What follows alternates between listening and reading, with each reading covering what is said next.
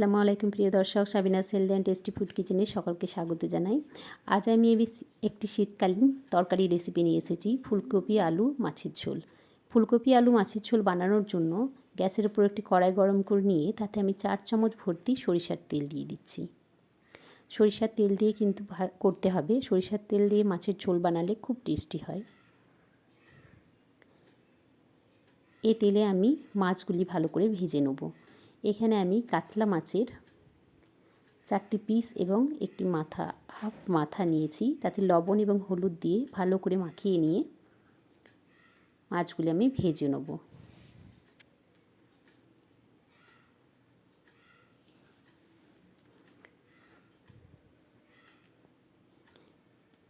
ফুলকপি আলুর মাছের ঝোল এটা আমাদের বাঙালিদের শীতকালের একটা খুব ভালো একটা রেসিপি।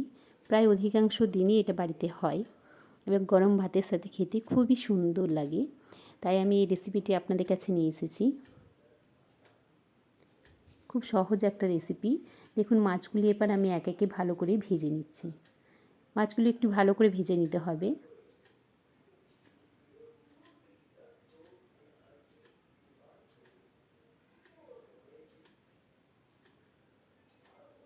একটা পোর্শন আমি উল্টে নিলাম।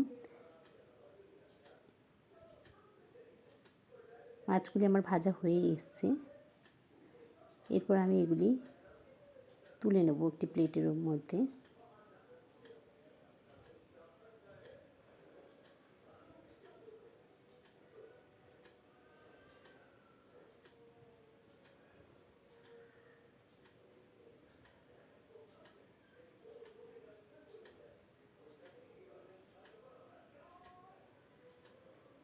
দেখুন মাছগুলি ভাজা হয়ে গেছে। এই কড়াইটিতেই আমি এবার মাছের ঝোলটি বানাবো। তো তার আগে আমি এখানে দেখুন ফুলকপি এবং এরকম লম্বা করে আলু কেটে নিয়েছি। ফুলকপিগুলো একটু বড় বড় সাইজ রাখতে হবে। এগুলি আমি হালকা ভেজে নেব, একটু ভালো করেই ভেজে নেব যাতে করে এগুলো সেদ্ধ হয়ে যায়। আর ফুলকপি আলু ভাজার জন্য আমি এখানে 1 চামচ ভর্তি 1.5 চামচ মতো হলুদ গুঁড়ো দিলাম।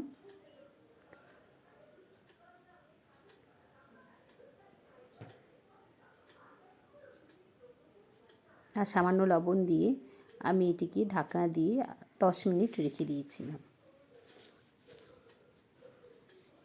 এরপর দিয়ে দিচ্ছি 1 বাটি ভর্তি কাঁচা মটরশুঁটি। এই মটরশুঁটি দিলেও কিন্তু খুব ভালো খেতে হয়। বাড়িতে এটা থাকলে দেবেন, না হলে দেওয়ার দরকার নেই। এগুলো আমি হালকা ভেজে নিচ্ছি।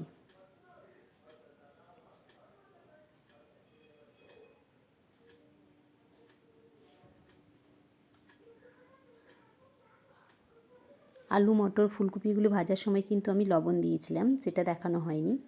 এরপর আমি এগুলি আবার একটি মিক্সিং বোলে তুলে রেখে দিচ্ছি।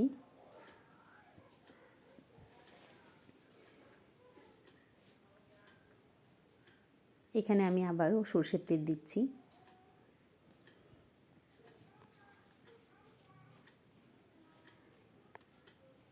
তিন চামচ সরিষার তেল দিলাম।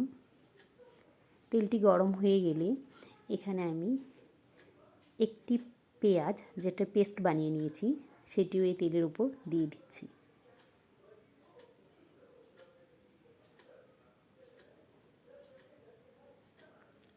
পেঁয়াজটিকে আমি ব্রাউন করে একটু ভেজে নেব।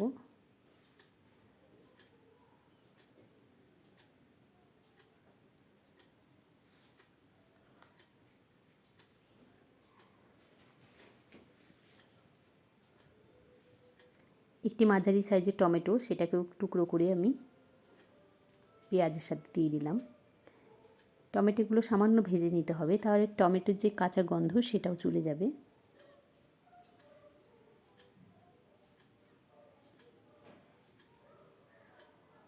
এখানে দিচ্ছি 1 চামচ আদা রসুনের পেস্ট।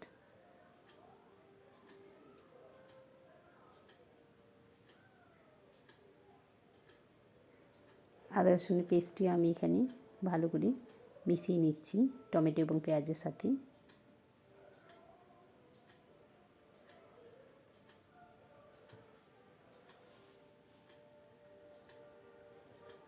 এরপরে দেবো গুঁড়ো মশলা, হলুদ গুঁড়ো,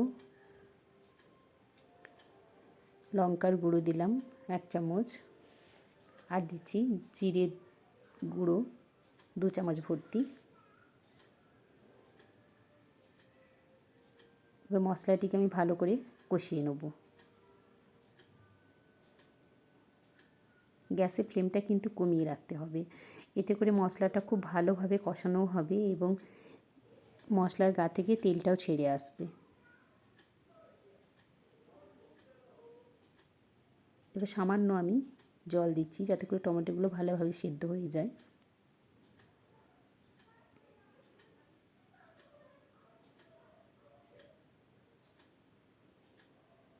দিচ্ছি সামান্য লবণ। লবণটা কিন্তু পরিমাণ মতো দিতে হবে।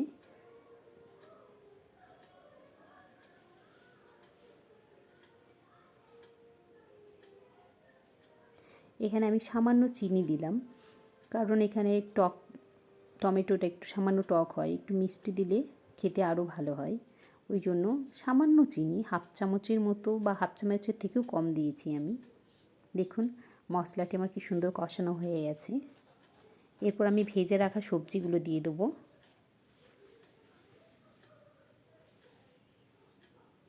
এবার মশলার সাথে সবজিগুলো আমি একটু ভালো করে কষিয়ে নিচ্ছি।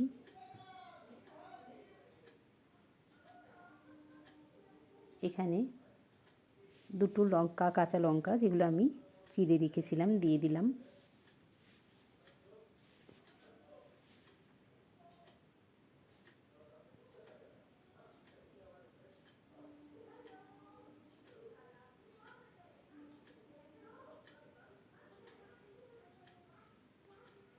মশলার সাথে সবজিগুলো ভালো করে কষানো হয়ে গেছে, এরপর আমি সামান্য জল দিয়ে দেবো।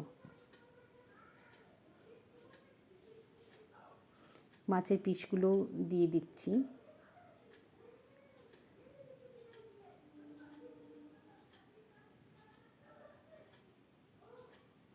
দেখুন সামান্য জলও দিয়ে দিয়েছি। ঝোলটা আপনারা যার যেরকম পছন্দ সেরকমভাবে রাখবেন। ভালো করে একটু ফুটিয়ে নিতে হবে। আমি এখানে আলু এবং ফুলকপিগুলো ভালো করে সেদ্ধ করে নিয়েছিলাম। দিচ্ছি ধনেপাতা কুচি।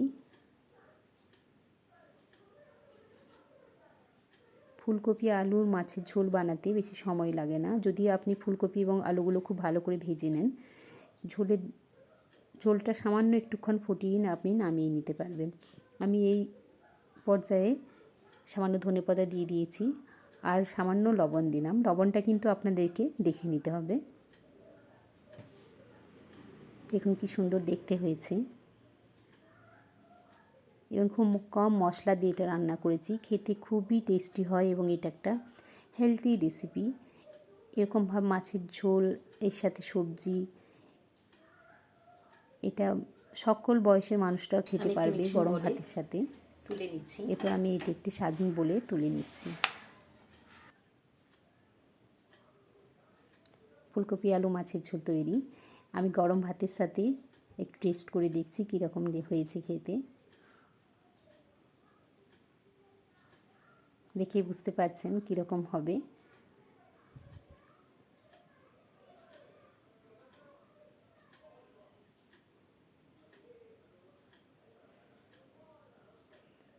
খেতে অসম্ভব টেস্টি হয়েছে। আমার অনুরোধ রইল আমার এই রেসিপিটি দেখে আপনারা অবশ্যই বাড়িতে বানাবেন। দেখার জন্য অসংখ্য ধন্যবাদ।